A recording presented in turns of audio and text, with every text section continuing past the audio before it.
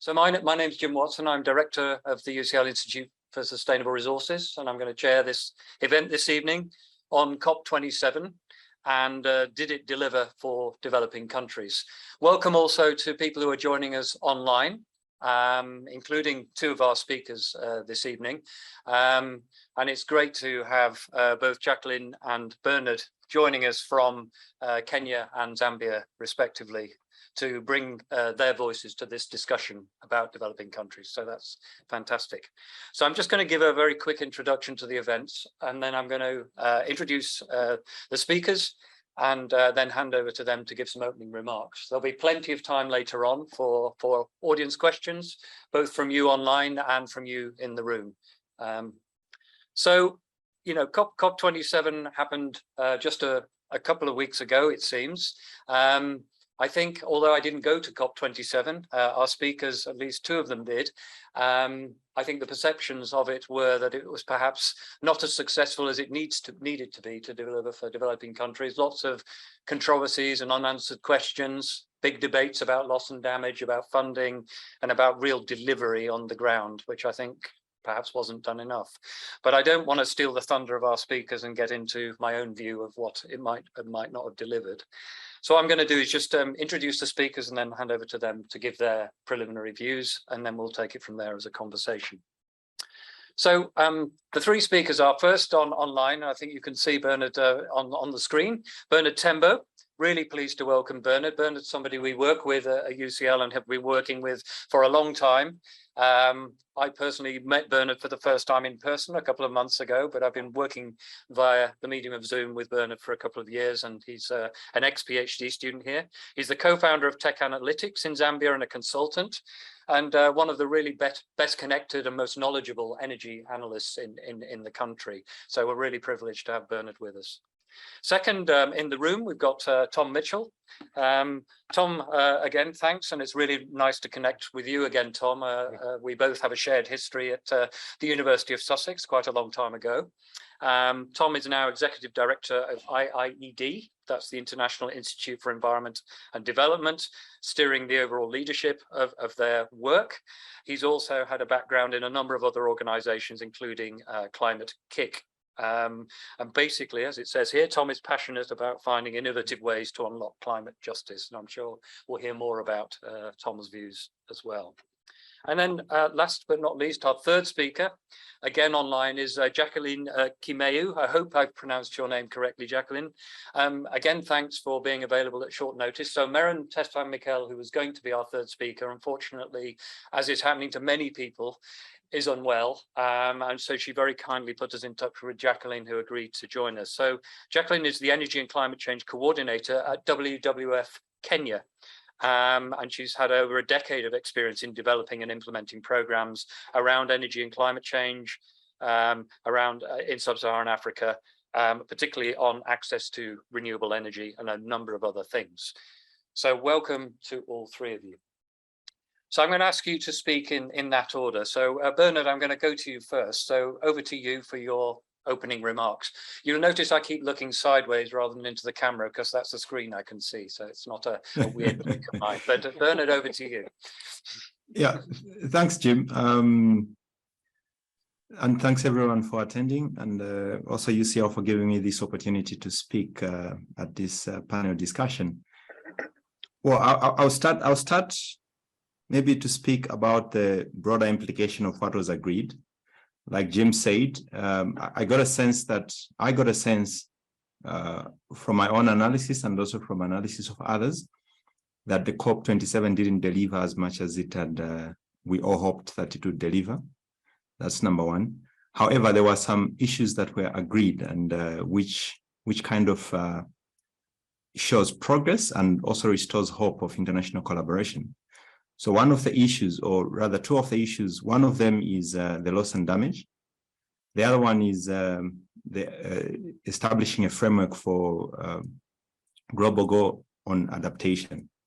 Now, those, for people who do not know, basically loss and damage says when you experience the impacts of climate change, now, how do you get some form of compensation, or how do you get some form of cover And in this case, it was agreed that the fund would be set up, and the details of how it would be operationalized, what kind of things they will be looking at and stuff, those are yet to be agreed. And the agreement, we anticipate that the agreement would happen in the next COP, which is COP28.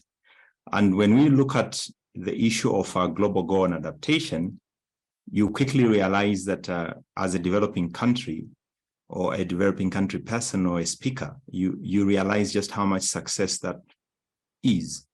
Not necessarily that it has put any money on the table, or not necessarily that a solid framework and structure has been set up, but just the fact that you have agreed to set up some framework in which we are going to analyze this issue. That is very important. In the past, much of the discussion or much of the emphasis was around mitigation. And for a country like Zambia and many other small countries, developing countries, you find that whenever you're talking about mitigation, you find a bit more left out. So setting up this issue where it focuses on adaptation was very critical, because it highlights the challenges that we face, and we're able to relate more with the issue of climate change. And maybe just to maybe bring to the fore a more lived experience for most people, is that when you talk about mitigation, you're talking about a top-down approach where you set up a goal. These mitigation efforts mainly were focused on developed countries.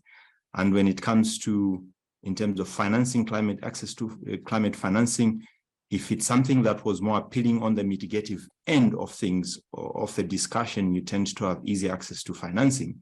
While for a country like Zambia and many other countries, many issues that we face are more of adaptive in nature. And adaptive in nature, why adaptive in nature is that you find, for example, a country like Zambia, the electricity sector 10 years ago was more like 99% renewable, hydro power plants. If you want to seek or to get access to funding that is going to help you strengthen your electricity supply or strengthen your security of supply, these are issues to do with droughts, these are issues to do with future losses that are going to come from those plants. You do develop them, it was quite difficult. But if say a country like Zambia was running a coal plant, it would be pretty much easier then to push for funding that looks at mitigation. So the fact that in this COP27, there was an agreement around the framework for global goal on adaptation, that was really a score. And also, even much more importantly, was the agreement around the issue of setting up a fund for loss and damage. Now, the loss and damage for people in sub-Saharan Africa, we are familiar with floods. So you find that you do your best, you put up all the drainages, you put up all the bridges to connect your farmers from rural areas to the markets, and you're all happy and saying, well, we are going to ensure that whatever produce that our farmers produce, or wherever we are going to subsidize, which is mainly in the agricultural sector, at least at the end of the day, we are going to have food security in a country. And then come rainy season, the floods sweep off the river, or road is damaged. How do you get compensated for that? And why is it important to get compensated? It is important to get compensated because the effects of climate were driven by activities of others. So we feel, in the light of climate justice, there has to be some mechanism in which people get compensated. Imagine a country which is burdened with debt, and I mean, this debt story is common in many developing countries. And every year they have to spend money on having to replace the bridges that have been swept up, or they have to spend money to relocate people who have been displaced because of effects of climate change. So the setup of a loss and damage fund kind of helps cushion the impacts at country level, and also cushion the impacts for those people who historically are not responsible for the causes of climate change. So I would end there, but the two highlights for me were the setting up of the loss and damage fund, or the agreeing to set up a loss and damage fund, and also the agreeing to look at the framework, to set up the framework for global goal on adaptation. Thank you. Thanks very much, Bernard, and particularly for making that point about adaptation and how that's more relevant, but yet financial access on mitigation has been easier so far, which is a running theme, I think, from previous COPs as well. So I'm going to now move to the room, and then I'll come to you, Jacqueline, third, if that's all right. So Tom, over to you. Thank you. Let me just say how pleased I am to be back at UCL. I joined UCL 20 years ago this autumn and stayed for 4 years, had really great time. So it's lovely to be back. Thank you for inviting me. Just a word about IIED. Not everybody, I think, will know IIED. It's a London-based think tank that has been around for about 50 years now. Some people say it coined the term sustainable development in 1972, but so it goes back a long way in trying to bring together issues of environment and development with a big focus on least developed countries. And least developed countries, for those who aren't aware, is a specific UN category of countries and covers 46 of the world's poorest countries. And the reason I mention this is because IIED plays the role of secretariat to the least developed countries in the climate negotiations. So practically that means we work with 46 different countries to prepare their negotiators, to bring research findings to bear in the negotiating room, to help build capacity, to work with young negotiators, to do all the logistics and hotel bookings and so on. What it does mean, though, for IIED is we get an insight into what happens in those negotiating rooms. And what's also interesting is that it's not just the least developed countries that ask for our help. It also tends to be other countries as well. And so we were in an odd situation at COP27 where members of IIED were advising many different negotiating groups, often on the same issue. And so I think there was a degree of influence there that was both interesting and scary at the same time. I think the other thing to note about COP27 is that for those of you who are avid COP watchers, and I realize that's not everybody, but I go back 17 years of COPs, the categories of developed countries often has been encoded within the Conference of the Parties way back. And what it means is that it was split into Annex 1 and Annex 2 countries, of which developing countries is a very broad category, which includes China and India. It includes Singapore, for example, and it includes then a set of least developed countries.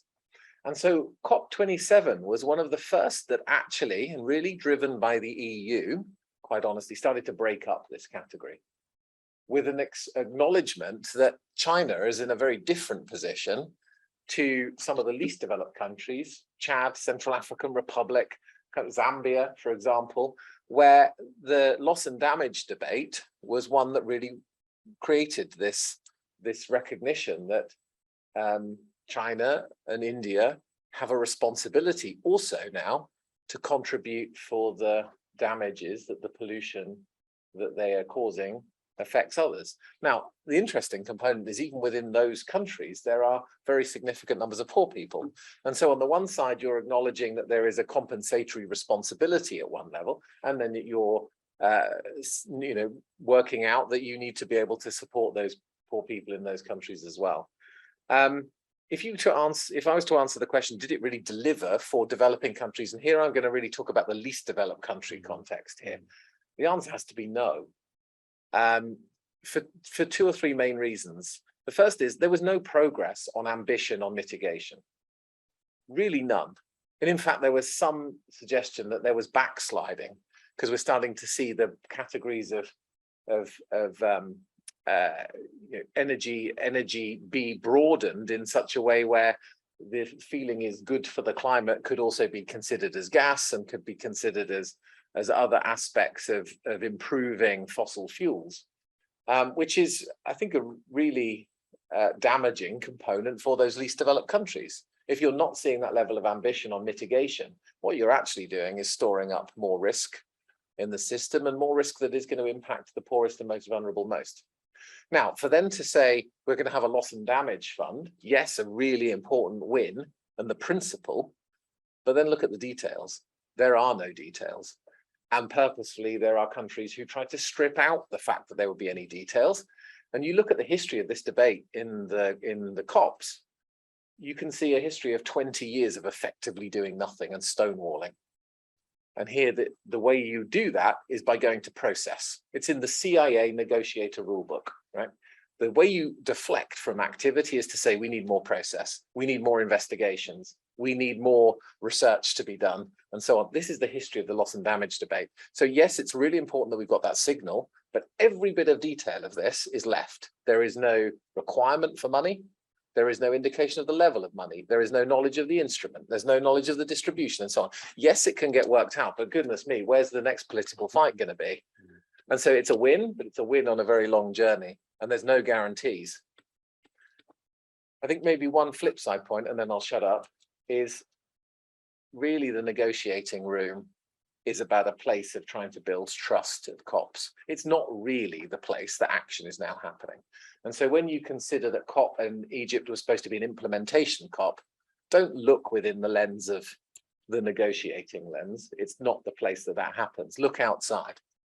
And I think in that interest, there's something really interesting did happen, equally on loss and damage, was the launch of Global Shield.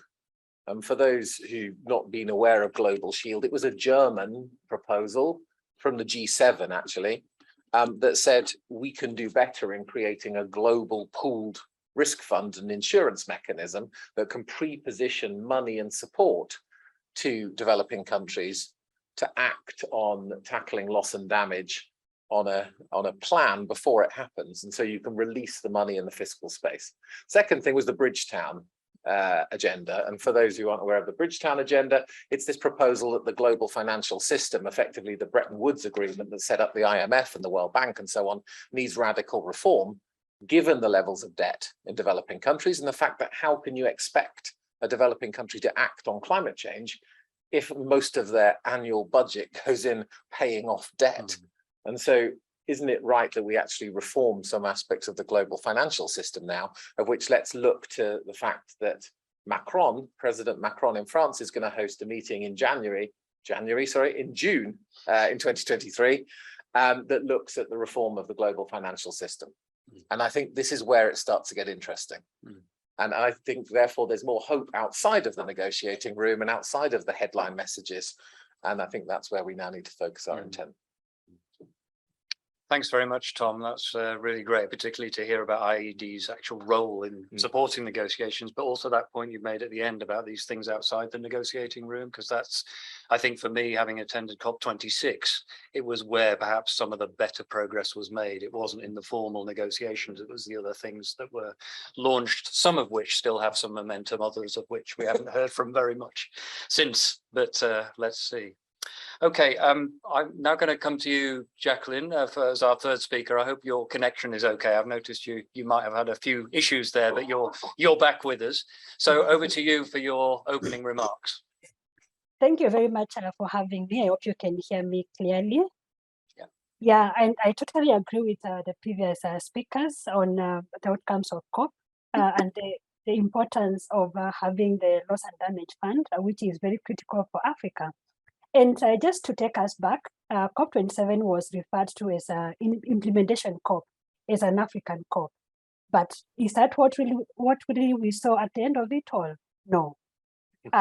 Establishment of the fund is good, is a step in the right direction.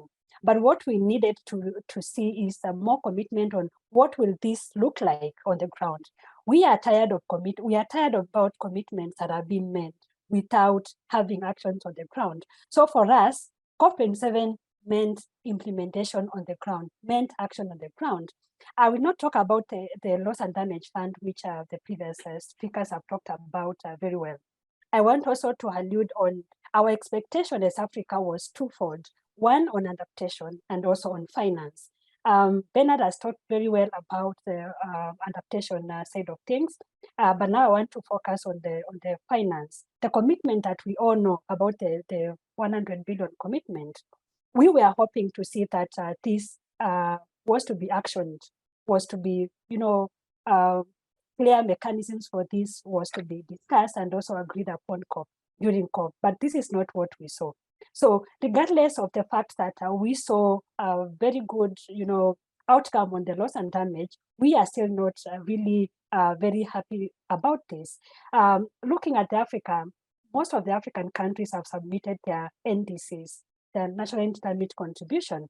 And for this to happen, we need money. We can't actually implement our targets in the NDCs without the funding. So having the loss and damages, I say, is good, but also we were looking at actual commitments on climate finance. Again, we saw the launch of the Sharm el-Sheikh adaptation agenda, which is good. We are asking ourselves, will this just be an agenda commitment like the rest? You know, we needed to see clear mechanisms on how this will be implemented on the ground for this to make sense. So in a snapshot, for us, COP27 really was not an African COP, to speak, so to say.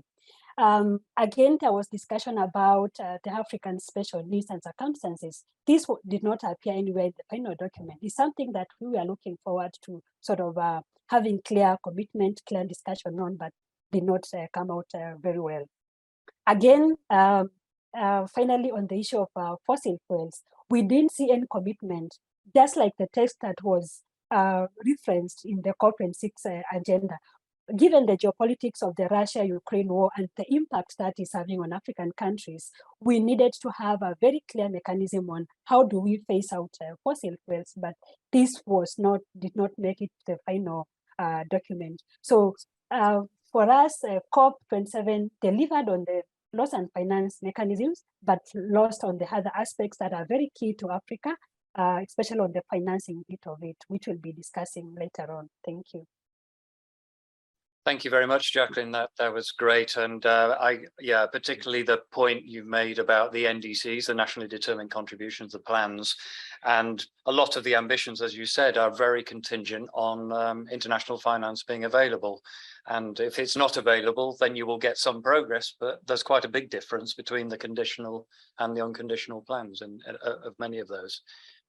So that's, a very practical reason why the finance is required. So thank you. I'm going to just kick the questions off a little while the audience thinks about it. So in the room, if you want to ask a question, just indicate to me and raise your hand. I'm going to kick off with one question. And then if you're online, I think you can use the Q&A function in the webinar.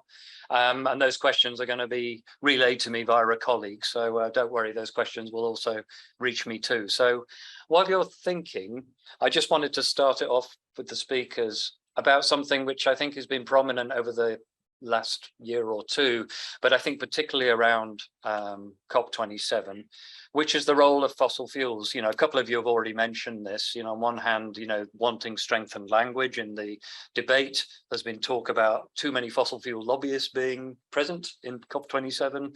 But then there's an interesting debate emerging, especially in Africa, and partly because we've been involved in this debate about, well, needing perhaps a more nuanced approach to this in terms of African countries need to develop, they need to improve the energy access situation in their countries. What's the role of fossil fuels, particularly natural gas, in that? So I wanted to go to each of the speakers and just ask, what is your perspective on the debate, particularly the scope for fossil fuel use as African countries like Kenya, like Zambia, are developing further, extending energy access to their populations and trying to act on climate change at the same time? How does that square in practice? So perhaps I'll take you in the same order just to give you a bit of thinking time, Jacqueline and Tom. So Bernard, I'll go to you first for a perspective on that. Yeah, indeed, that's quite an interesting ground, or that's an interesting topic and quite controversial. But I always tend to think of it in a more open-minded way, and particularly when you consider that much of our population doesn't have access to electricity. So for example, in Zambia, only about 34% have access to electricity. And then say much of the fossil fuels that we use in the country are used in the transport sector. And the question always is, can we then electrify the transport sector? And suppose the answer is yes. Suppose the answer is yes. I'm not saying the answer is yes, right? What does it mean for people who don't have electricity? Does it mean that people would be happy that my neighbor or the rich community is able to drive a vehicle which is electric charged? and the other part just a few meters or few kilometers away from where the rich neighbor stays doesn't even have lights.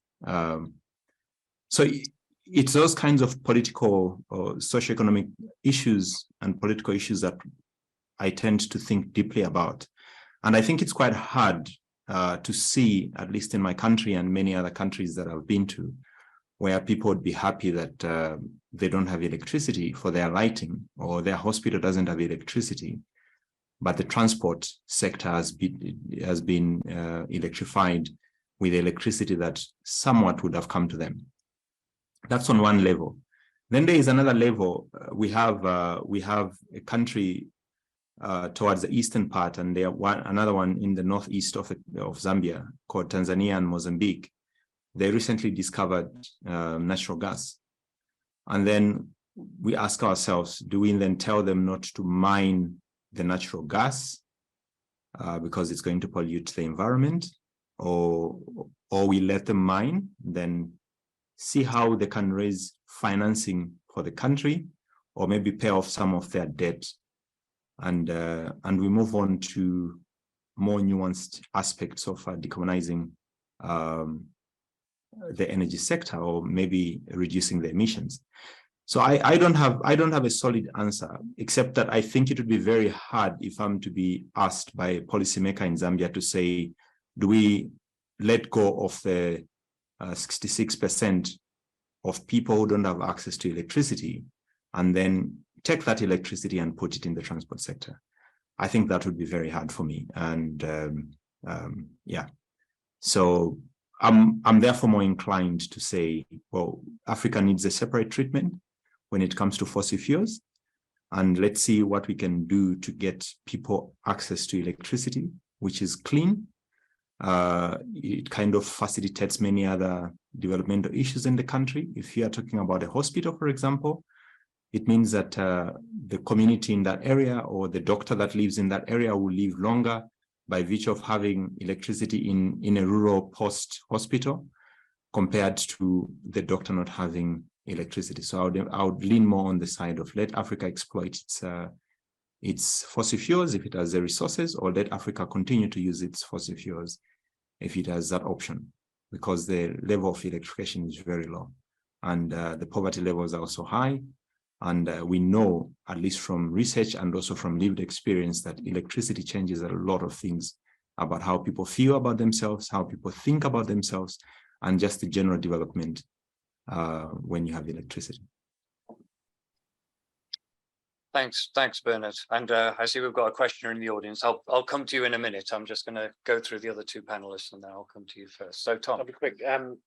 So I think if you take it from the perspective of saying, well, what are the rights to access the remaining carbon budget that the planet has to stay below 1.5 degrees or even 2 degrees, then of course the moral imperative comes and says those who have contributed most to the problem already no longer have rights to access that budget, and others who haven't have some right to that, of which of course means that from the perspective of countries in Africa or other least developed countries, there is of course the open choice. However, I think as things that Bernard is saying, it does become a much more nuanced debate for several reasons. And so IIED works a lot with local communities in least developed countries and with policymakers. What we often hear is, yes, the number one priority is getting access to energy, but actually even from those communities, there is a wish to say, why would we want access to electricity if we know that fundamentally it is going to be fundamentally supported by fossil fuels, if that is going to create a situation that is terrible for our children? We know what's happened elsewhere. So our preference would be for that access to electricity to come from clean energy sources. And at a similar level, when you get to the policy community, the number of the policymakers have approached IIED and said, we don't want to go and exploit this fossil fuel resource. Fundamentally, there's a lot of pressure for us to do so, and financially it makes a lot of sense for us to do so, but what can you do as an international community to support us so that scope 4 emission perspective doesn't take off? And I think there is no agreed international framework to support that. What we are starting to see is the just energy transition partnerships, the JETs, that are now with South Africa and with Indonesia and so on, which show the way in which the international community can mobilize to support energy transition at scale. But that at the moment is only for those countries, and we can see the scale up. The other dimension, which I think is a really interesting one now, and I talked briefly about the Bridgetown agenda, is that if you look at that debt repayment component, for some countries, it's about 30 or 40% of their budget each year goes towards servicing a debt repayment. What about if there could be a debt swap for scope 4 energy, and that therefore the money that is used on that debt repayment can either be suspended, forgiven, restructured in order to be able to produce electrification through clean energy sources in return for an agreement not to exploit the resources, the fossil fuel resources. I think that where over the next 6 months there is going to be some space to negotiate that type of deal. And I think in that regard, there is common interests, an interest from the community and from policymakers and so on. You will not get away from fossil fuel lobbyists who are in every country, often with a very powerful set of networks. Thank you, Tom. And how about you, Jacqueline? What's your perspective on this question? Yes, this was a huge discussion somehow during COP27, the phase down versus the phase out. And when you talk about energy transition means something different for the African context. How just is just energy transition? For us, energy transition is not about providing electricity. It's about what can energy do for me or do for the households. We need to address the aspect of affordability within when we talk about access to electricity. Not because we have power lines passing across people's homes, but they are in darkness. They don't have a power within their houses.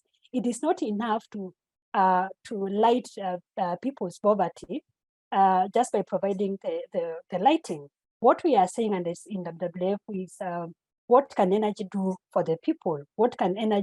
How can energy make sense? Bring money to the local communities, because that is what they need. When we talk to the communities, they don't say this is what we need.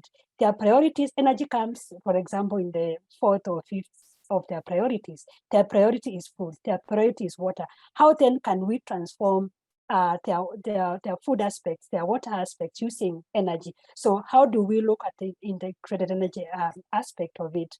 So for us, we believe that we do not need fossil fuels to develop as an African country. Like Kenya, currently we are at 75% access to renewable energy, and coal is not an option for us. And we have managed to sort of hold some of the coal power plants, because we believe and we know that we have sufficient resources to develop. So the aspect of fossil fuels is a country-specific, context, specific.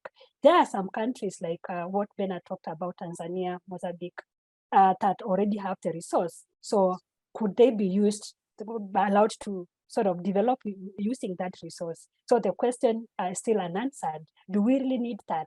The African group of negotiators during COP27 highlighted that they want to use gas as a transition fuel, but for how long? How? What are the mechanisms to ensure that this is done in a way that we are transitioning? Again, talking about energy in African countries, we find that there's a lot of unreliability of energy access. And this actually translates to close to, according to the latest research, shows that African countries that do not have reliable electricity supply are using it is equivalent to 120 coal power plants, because they have to rely on diesel power generators. So it's a myriad of issues that needs to be looked at, because we believe that, for example, for Kenya specifically, we don't need the fossil fuels to develop. We have sufficient geothermal, other hydro and solar energy resources to develop. But again, this is context specific. And the launch of the Just Energy Transition partnership during COP27 will actually guide what is really needed for us to transition. But from my perspective, from the perspective of the WWF, we do not need fossil fuels to develop in Africa. Yeah. Thank you, Jacqueline. Very clear view, but also emphasising that national context being so important, I think, which sometimes gets lost in the kind of higher level debate. I'm going to bring the audience in. I know there's a gentleman over here who had a question, and if there's any other hands from the audience, please put your hand up. I can take a couple. So I'll take a couple over here. Do you want to go first? Thank you. Thank you. I'll put you. What I need to do for the benefit of our speakers online is to repeat, and I won't repeat all of your points, but I think the core of it is what you've said is that question or that challenge you put at the end. You know, the economy. How do you make sure the economic system is driven by sustainability? I think if that's the right way of putting your question. David, I'm going to come to you to ask yours, and then I'll go back to the panel. Thanks, David. Sorry, I'm just making a note. So for the benefit of Bernard and Jacqueline, we had a gentleman. I didn't ask you which country you were referring to. Yes, I'm from Ghana. Yeah. Welcome. Yeah. So one of our audience members was really just lamenting that Africans hadn't caused the problem of climate change, and you know, the action was very slow. So echoing many of the points from the panel, but I guess quite a challenging macro question about how do we align the economic system so that it is driven by these sustainability concerns. So that's I think what I took from your comment. I hope that's the right interpretation. So comments on that one, and then the second question was really, I guess, taking from, well, what all of you again said about particularly you, Tom, about the process and the stalling and the slow progress and almost the things that are done to kind of slow things down. You know, what are the alignment of forces that could overcome that and unlock some of this finance, which is so badly needed? So, Tom, I'll come to you first, because you're in the room and you've heard it directly, and just give Bernard and Jacqueline a bit more time to think. That's all right. Let me start with the second question first. Slightly easier one, I suppose. So look, a lot of the progress is fundamentally bound up in the relationship between the US and China. And part of that is related to US domestic politics and how much a degree of alignment of ambition that there is in the US, which we know is challenging at times, certainly within the Congress and the Senate, and the balance of power there. So that is a really key component. And you tend to see faster progress in the negotiations if you've got an alignment in the US. And if you haven't, we all know what happens. There's withdrawal, there's, you know, undermining forces in a very big way. I think the second major component to understand is that the UNFCCC process is one of complete consensus. Every country in the world has to agree to the outcome. And they do that through negotiating blocks. And so these negotiating blocks hold the interests of multiple countries. But if not everybody agrees, it doesn't get written down. And you saw in Sharm that Russia and Saudi Arabia in particular were very active blockers of any progress on the fossil fuel language, which is an acknowledgement also of the wider context, which is a geopolitical context that bears out in the negotiating room. I think we really are at a point now where, while there's a lot of focus on the outcomes of things like this, we were all waiting for an agreement and so on. We're kind of past that. That's not the place to look. The place to look is where you're building coalitions of the willing outside of those rooms, where the money is flowing through other sources, not through the UN system. The UN system and the COP financing systems aren't working. They're really broken. They're not getting the money to where it's needed to. So the spaces are outside now, and that's maybe okay. It's maybe is about coalitions of governments coming together and coalitions of countries coming together and doing what they think is right and is needed. But the expectation that everybody moves together at the same speed, I think that is not the mechanism that we've got, and it's not been the case for some time now. So actually getting the loss and damage agreement over the line shouldn't be underestimated, that at a time with deep fractures around the world between countries, getting that through was a feat of political gymnastics in a big way, which I'm happy to go into more detail about how it happened, but that's pretty incredible to start with. It's just not what's needed in the way that we want it. So I don't know whether I've fully answered the question, but I would certainly look outside, and there are sets of countries that are trying to do the right thing, but they're all bound up in their own domestic politics, and that is a big driver. And when energy concerns are such a big issue, short-termism and short-term outcomes is the main focus. Yeah. And the first question, do you want to have a stab at that one? I can go on. So there's a lot of work that's starting to emerge on kind of regenerative economics and the sense that the kind of late stage neoliberal capital system is not working for us. It's not been working for us for some time.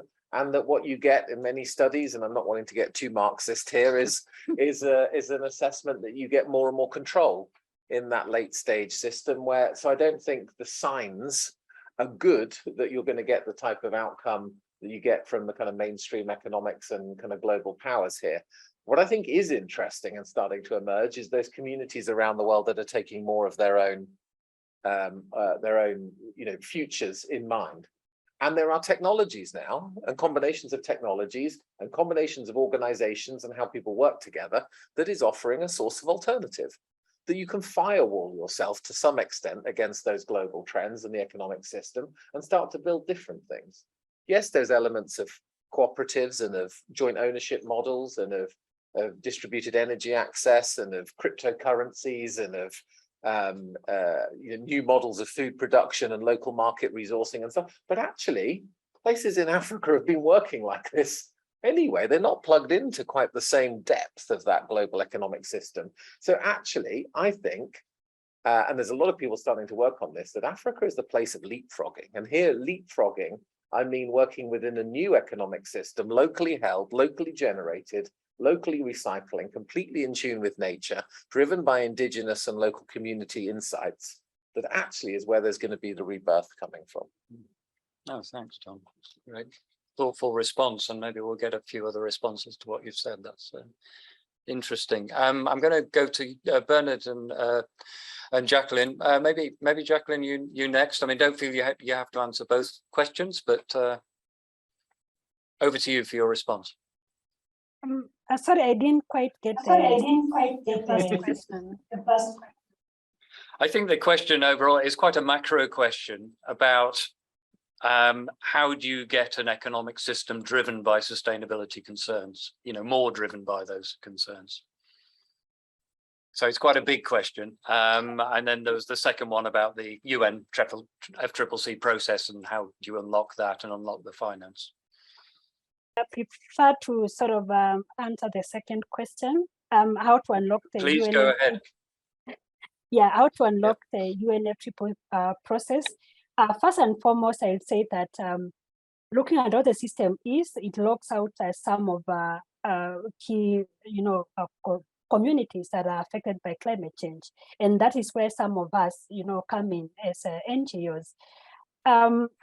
Prior to COP27, we tried to understand, do really communities understand the talk about the UNFCCC process, how this, happens, how they can come in the process. So it is very clear that it's a complicated process, and even the decision made for some communities, the local communities that are affected by the impacts of climate change, do not really see their value, or rather how they are impacted by the outcomes of the UNFCCC, just by the fact that they do not really understand the processes. And that's why we are very keen to ensure that we ensure that local communities are at the forefront when it comes to making decisions during the COPs, and also how ensuring that they understand where they can plug in, so to speak, for their voices to be heard to inform the decisions of, the COPs. Yeah. Thank you. And Bernard, do you have anything you'd like to add in response to either question? Yeah, perhaps there's a bit of confusion for me. I'll add a bit of confusion.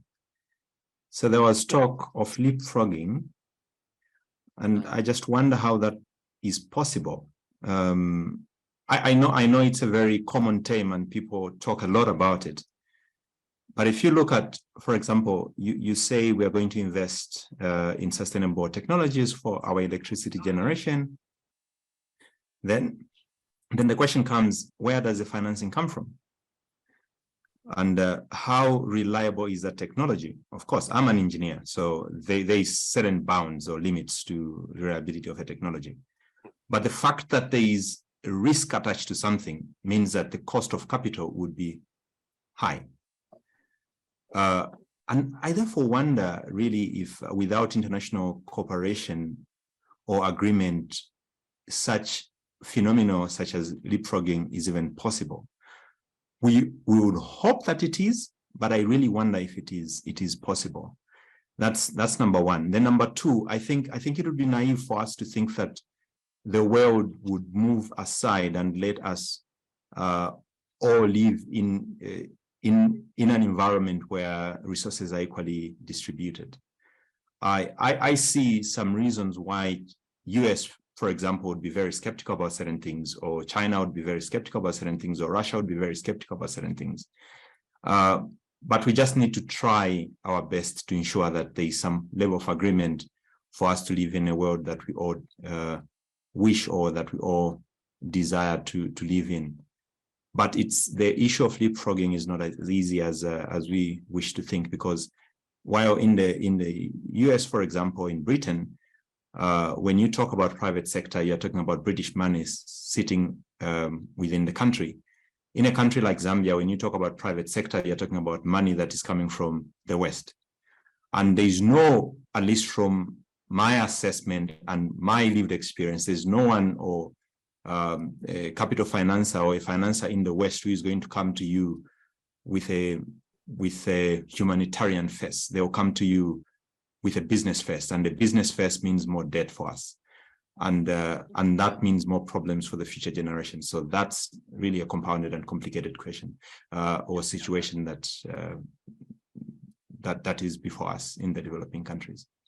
Thanks, Bernard. I think Tom wanted to just come back on it. Yeah, I think so. So Bernard, you've highlighted the question of the cost of capital, which was one of the really big discussion points at COP27, where for those of you who don't follow necessarily the international financial markets and borrowing rates, the comparison here is that if in the West you can borrow at 2%, 3%, 4%, sometimes less, in many developing countries you're borrowing at 12, 13, 14, 15% and so on, which of course creates the debt cycles that Bernard's just referring to. And so under the current structures, absolutely agree with Bernard's assessments.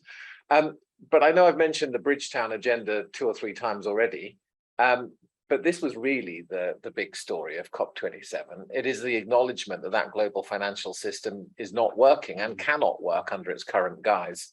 And so if you want to go and do some more digging, one of the proposals here is around something called special drawing rights, which is essentially a scheme that richer countries benefit from, and it means essentially you can borrow against the reserves of other countries, and you can do so at low rates if you're a richer country with a strong credit rating, and of course if you're trying to do that as a developing country you don't get that. And so what the proposal effectively says is, can we create a pool of capital of which there is a blended cost of capital, where those richer countries offer a proportion of their borrowing capacity in order to reduce the overall cost of capital for everybody.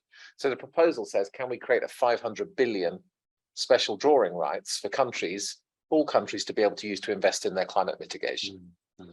Now, if we were to get to that point, then I think what Bernard's suggesting may become a bit more interesting. Chances are it will still create debt. It's still a loan, right? You're still taking that money. And quite frankly, there needs to be much more grant-based money available to be able to achieve that. So I'm not suggesting it's any kind of panacea, but at least the conversation is out there in a very open way, in a way it wasn't 12 months ago. And I think that is down to the Prime Minister of Barbados, who's been really championing an agenda that is about bringing new information, new insights onto the table about the reform of the global financial system. Yeah. Thank you. I'm going to go to a question that we've had from one of our online audience members next, Veronica. Thanks for your question. The online speakers hopefully will have seen it in the Q&A, but Tom won't. So the gist of it is, and again, I'm going to paraphrase just for the benefit of the people in the room, is that, particularly mitigation, but here it says mitigation and adaptation to climate change will require rare earth elements. as well as metals that are generally obtained from developing countries. So the idea of shifting to new types of resources we need for this transition to climate compatible future. And that, as Veronica says, places economic incentives on those countries to then extract those resources. There's then risks of impacts on sustainable development, etc., on biodiversity and so on. I guess her essential question at the heart of it, which she says at the end, is how do you think we can manage, we being, I guess, developing countries, how can they manage that trade-off between, on one hand, being potential beneficiaries of some of the elements of shifting to a climate compatible economy, and on the other, sources of new forms of unsustainability, I'll put it that way. So that's the essential question. So I'm just going to open it up to any of you who wish to answer. Maybe you guys on the screen can just sort of put your hands up so I can see you. But Tom, if you want to jump in, then please do. And I'll come to you in a moment. So Bernard, Jacqueline, either of you want to have a go at that one? Let me give it a go. Thank you.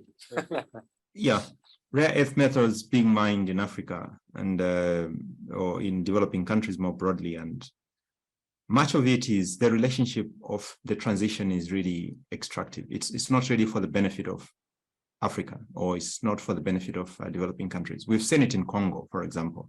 It has some of the amazing resources that are required in the energy transition. But every time there is that discussion, we know that ultimately the target market is not Congo. It is outside Africa, or it's outside developing countries.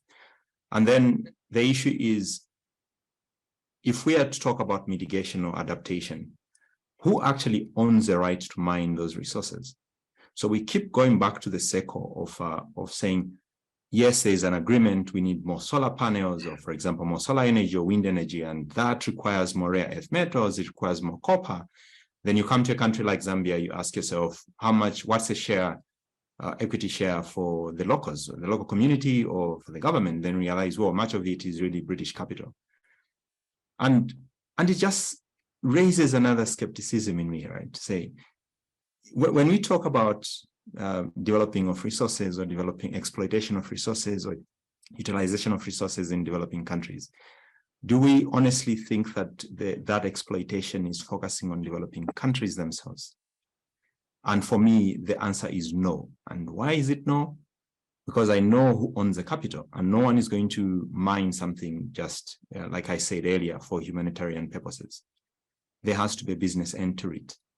And the more we exploit the resources, we know that it's just for raising extra money, because money is gotten from the private sector, and the private sector is working on the basis of having a return. So I don't have a definite answer, but I just know that even if we talk about rare earth metals relative to developing countries, I know that the ultimate idea is not really for the developing countries. It's for someone else. And in a way, that is why I emphasize on the issue of the GGA, that's a global goal on adaptation, and also the loss and damage fund. For us, at least, we see our lifeline in that. I know it's going to be a long and complicated road, but at least I see more realistic achievements in that than someone saying, well, we can invest in rare earth metals mines, and we are going to increase the production of solar panels or wind turbines, and that's really more of an extractive relationship. A loss and damage or global goal on adaptation seems more of something that is deeply relevant to a developing country like Zambia or Uganda or Ethiopia. Thank you, Bernard. Can I add briefly? Yeah, please. Yeah, Tom. so IIED does have a program looking at minerals, green minerals, and mining, and has done for many, many years, particularly the mining sector, to look at building rights and legal protection for communities around mining. And actually, a lot of progress has been made over 20 or 30 years working on traditional mining sectors. Now, a lot of those agreements and processes don't cover the locations and the nature of the new rare earth green minerals.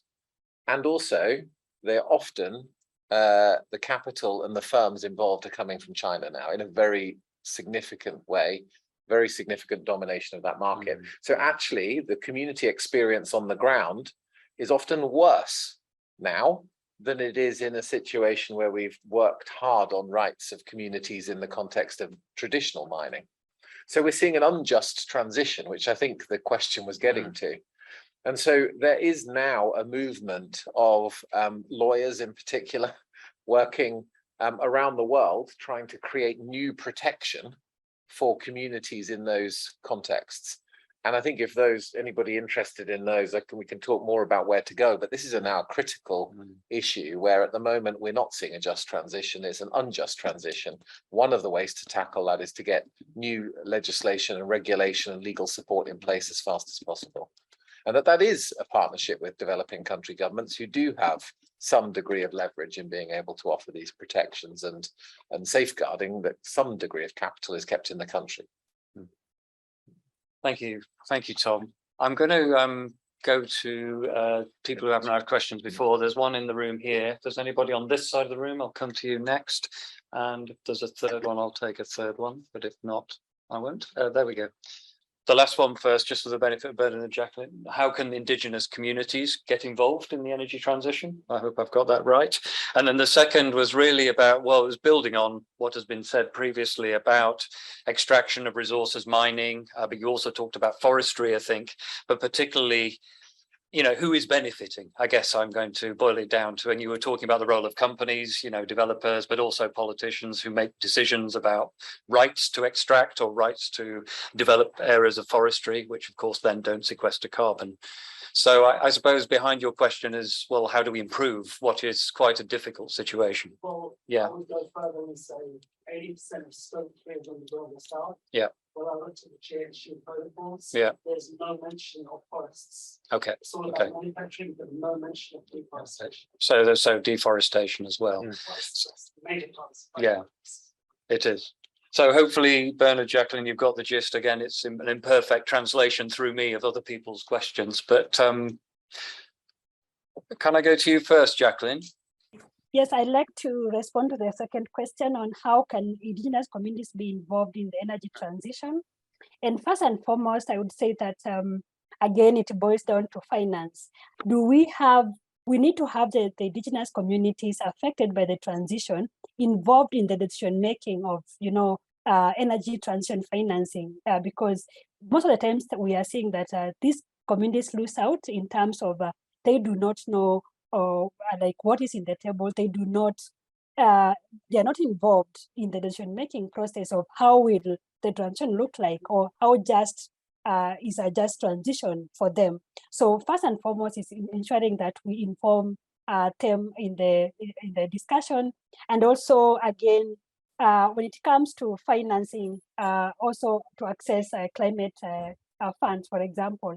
Just energy transition requires that communities need to sort of understand, like, if there is a financing coming for climate, or rather financing coming for energy transition, what does this mean? Because most of the times you find that there is a blockage between the climate finance for energy transition, whereby we have the national governments and also the international players, meaning that the indigenous communities do not understand what is in it for them. They need to understand the language, they need to understand clearly what is in for them and what this means for them. So reducing the blockage and ensuring that they are in the center of access to information, to the finance, is very critical for them. Yeah, thank you.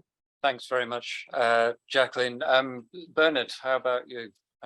Responses from you to either question. How do they get involved? The first step, I think, is to operationalize the loss and damage. I think that will restore a lot of faith, because once you operationalize the loss and damage, it means that every time someone loses a crop, for example, they will be able to see that this global phenomena, which is called climate change, can then cover some of my losses. Of course, according to the text that is currently there, it's not like everything will be covered, but at least there will be some cover that is provided. And just getting that cooperation or that trust from the indigenous community is very important. In a country like Zambia, we have, there is currently an emphasis on dissolution power from the central government through to the local and subnational levels. And currently it's being done through the what they call the Constituency Development Fund. But there is infrastructure that can allow for such involvement. And it could be very low. Currently, the money that is on the table is not a lot. But I know that with the inclusion, say, of operationalization, rather, of loss and damage issues, if we have a fund that is going to facilitate the adaptation and increase the adaptive capacity of the people and increase the resilience, then that is a way in which you're going to involve them in the decision-making process, because the decision will be more bottom-up than top-down. And yeah, so for me, it will really be around that issue. And on the issue of companies and the role of capital that it plays, I think I've already laid down my skepticism. There isn't anything new there that I can add.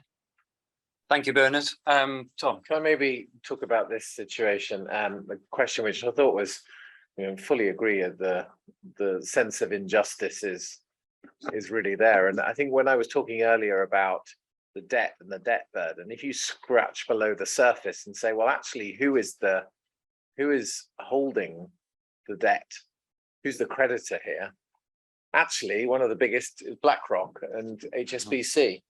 And you've got some of the multilateral development banks, and then you've got China. So really, actually, the concentration of the power in the debt discussion is also very centered. And so when we're talking about debt relief, what really we mean is we're paying off HSBC and BlackRock and the investors there and the way they're holding the debt. So you're seeing that in many ways, you're just recycling resources within a kind of a system of capital control, which is very westernized, very focused on significant investor interests and so on. The question then is, how do you claim power and space in a situation like that, where actually your politicians are seeing the money flow into their pockets, you're seeing the money recycled through that system, you're seeing injustices locally? I think you have to organize, and we're seeing social movement developments in many different ways, where actually we're starting to see the coalitions emerging much more than they were, where you've got an alignment of interests, of environmental movements, of anti-poverty movements, of political activism and so on. There still is, of course, an enormous challenge of how do you get access to power and seize power when you're not in open democratic systems as well. So there's no easy answers here. In fact, it's really damn difficult. What there are is a set of, I think, really fascinating examples of where things have worked. And there are instances where programs have changed, that indigenous people have become at the heart of resource management issues. And in fact, COP15 is coming up, or is happening this week and next week in Montreal on biodiversity. One of the biggest issues on the agenda is how to put indigenous people's management of protected areas at the core of the agenda. And there are some really good news stories in that area, but albeit it takes a degree of benevolence from the political leadership in order to be able to create the spaces for that to happen. But there are examples. So maybe there's a way in which we can support scaling up of those, albeit incredibly difficult. It's really tough circumstances. I quickly ask, what about for the last 50 years, 500 billion euros has been collected from the 14 countries in Africa, going to France for climate debts, 25 trillion euros. So when I look at the EU for the last 10 years, model of democracy, construct of France and Germany, basically the EU is built on African slavery. It's not a built of unity. So the money that they need, we just need to return it to them. We just need to then see what happens geopolitically. Africa then becomes what the African wanted, right? We're fully independent. Thank you. Just a brief response. Very brief response is, which is what's really interesting about the loss and damage agreement. Because what sits behind that is what many have feared in the West, is that it opens a space, a legal space, for a reparations discussion on a much bigger scale, of exactly as you're describing. The question of how to get from here to there is a different and challenging one, but this is exactly what the US has been pushing against for 2 decades. And it's exactly what many of the European countries have been worried about. Now, the question of whether or not then the loss and damage agreement was under the Paris Agreement or under the COP was the, let me not get into the details, but the legal basis on which this is a reparations component was really at the heart of where it sits. And at the moment, it's not having a formal legal reparations requirement, but it is a step in that direction. Thank you. So I'm going to just go, just keeping an eye on the time. We've had a couple of other questions online, so I'm going to ask each panelist to give their responses to them. But then a final one from me. So in your final intervention, I guess any final reflections, but particularly what are your hopes for the next COP? You know, what would you like to see at COP28? You know, that we haven't seen, or that would require, you know, you to be perhaps more optimistic about what's happened there if we imagine ourselves in a year's time.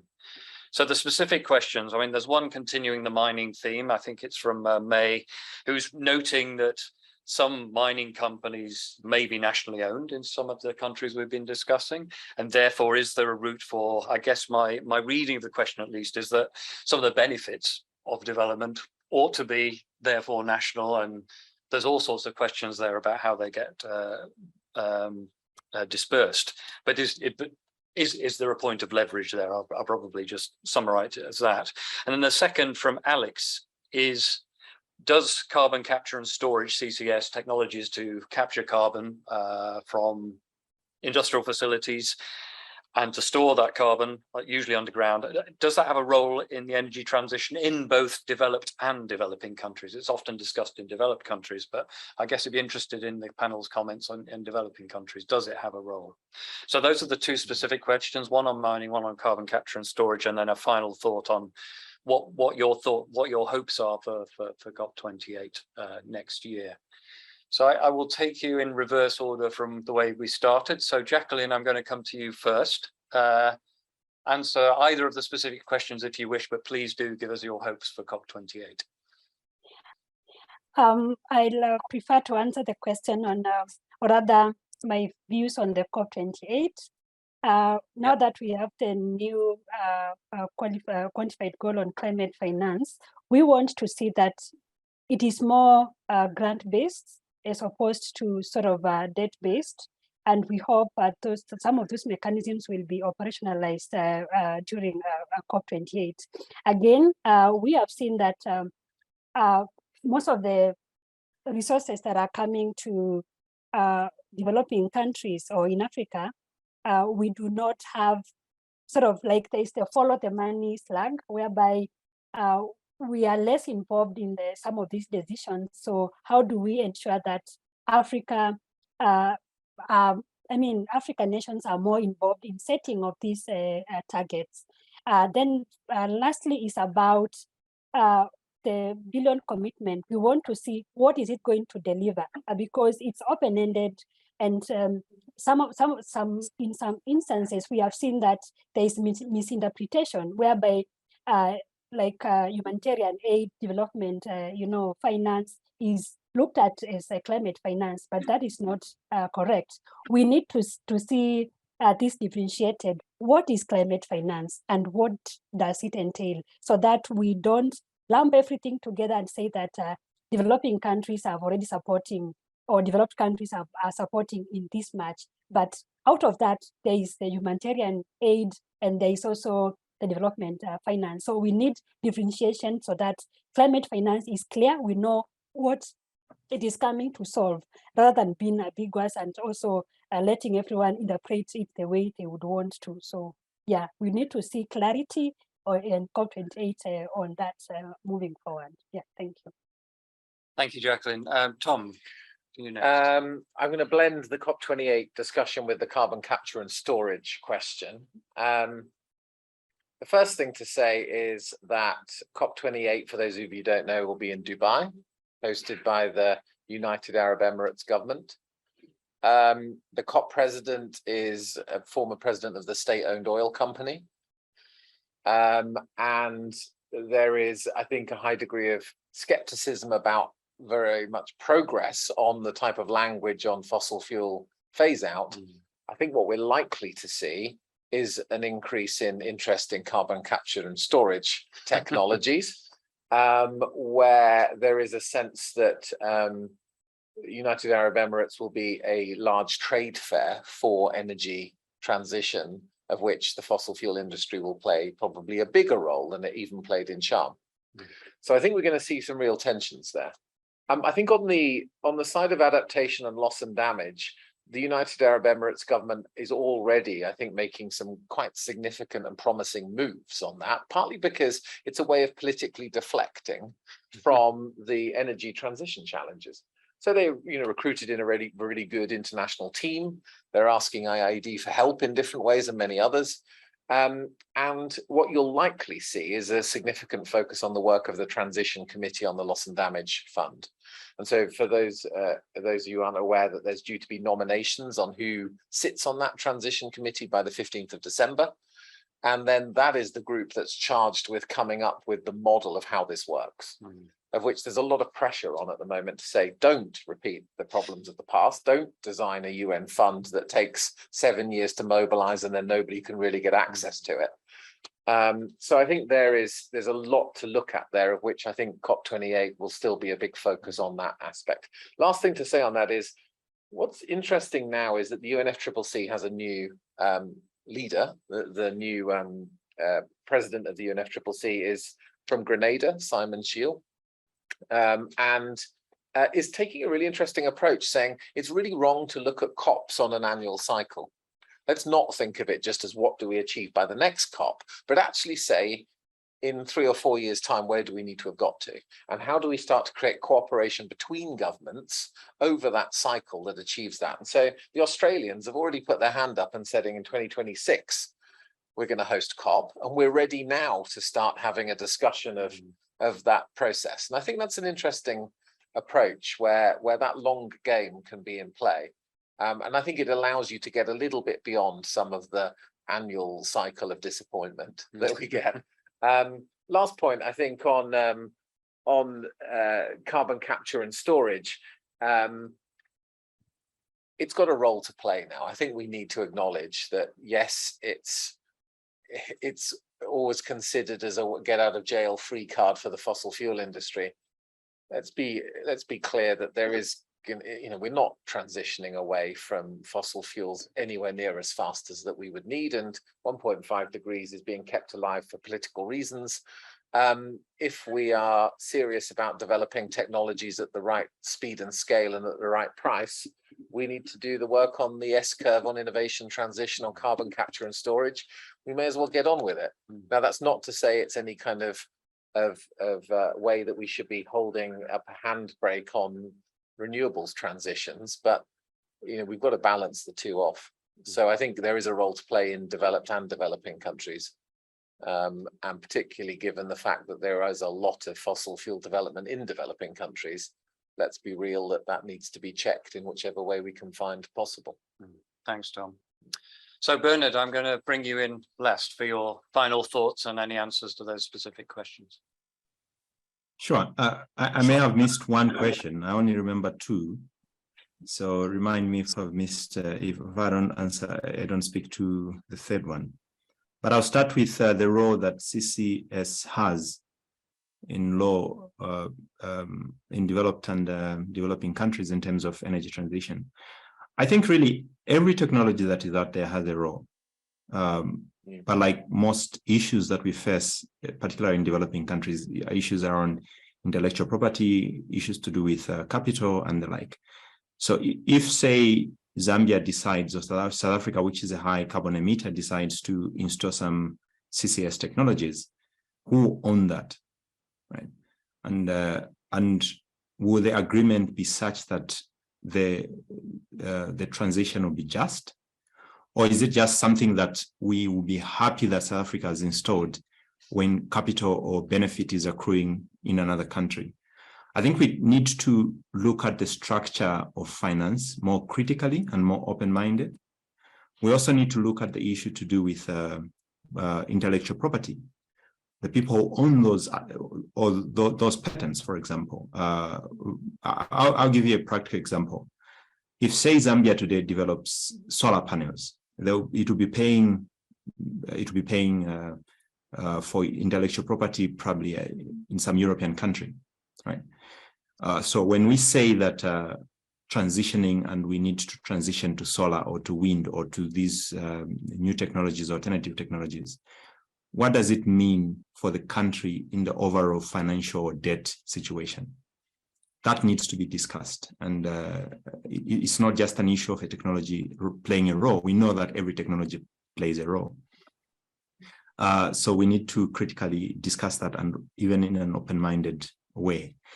Then there is an issue to do with my hopes for COP28.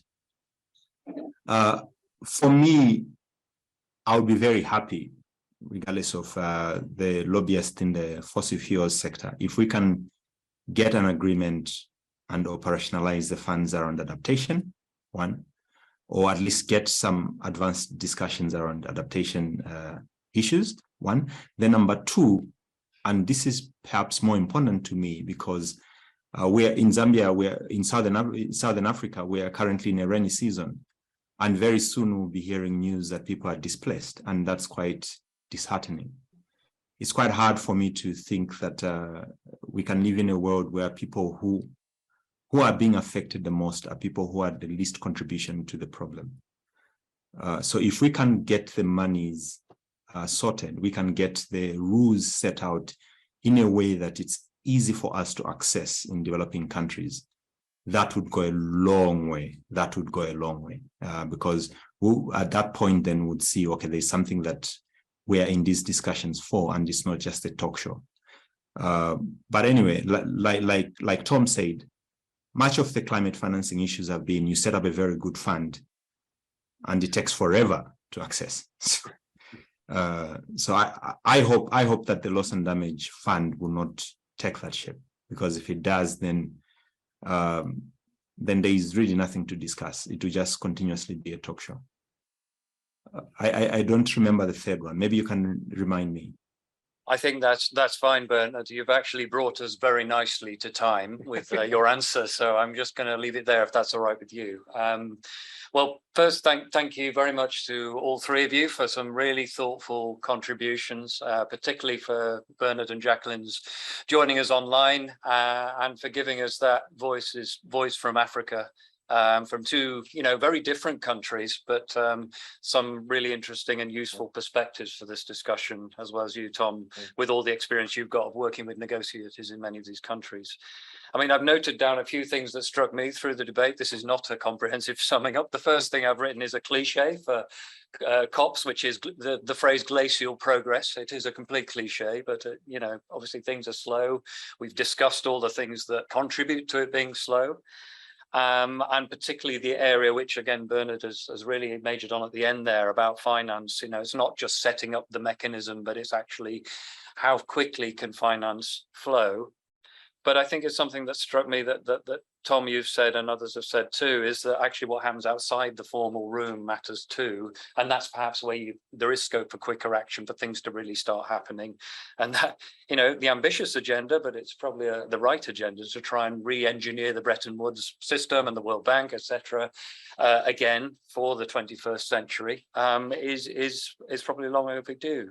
And then finally, a point that you've all brought out, all of you and many of the contributions from the audience too, about the role, the importance of justice, which is not surprising in a discussion about the role of developing countries and the impact on developing countries, whether it be about extraction of resources, new mining and so on, whether it be about technology ownership, whether it be about control over your own destiny with respect to use of fossil fuels in different countries, etc. And certainly the countries that haven't caused the problem being able to actually develop without NGOs sitting here in places like London telling you that you really shouldn't be doing it that way.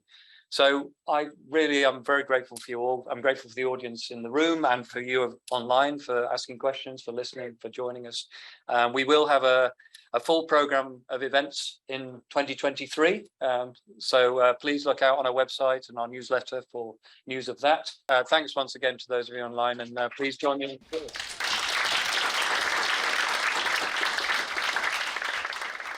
Thank you, both of you, and we'll keep in touch. All right. Bye-bye. Thank you very much.